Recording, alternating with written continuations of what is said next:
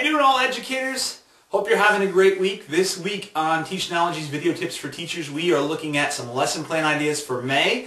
As we're heading into it, the first thing we want to cover in May is National Postcard Week. Here's a lesson idea for that. And that's to set up a pen palship with another classroom, either in your school or outside of your school. And we know there's a lot of privacy concerns these days.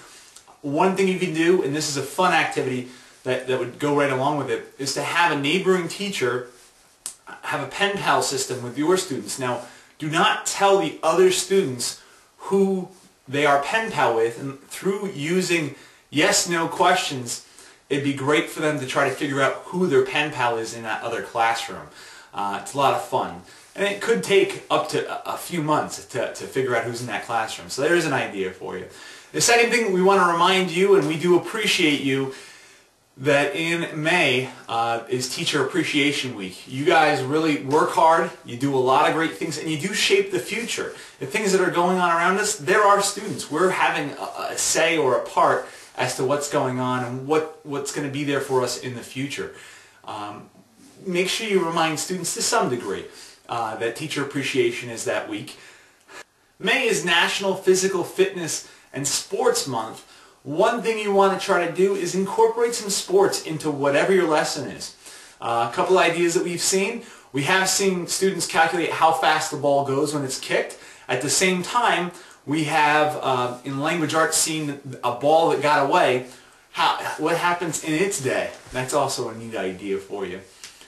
April is also National Photo Month. Now here's a great idea.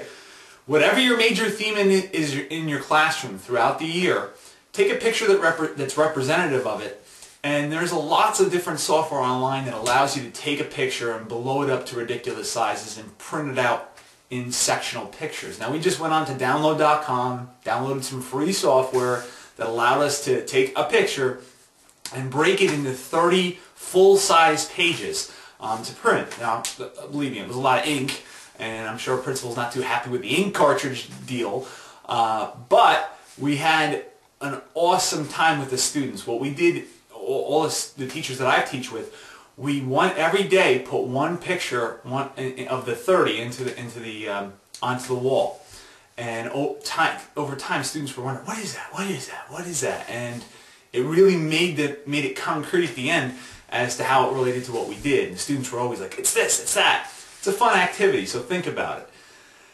May is also National Transportation Month. One of the great things you can do is have students brainstorm as to what the next major transportation breakthrough is.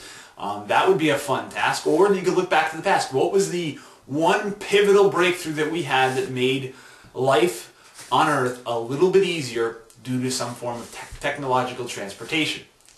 Cinco de Mayo also falls in May, obviously, 5th of the month.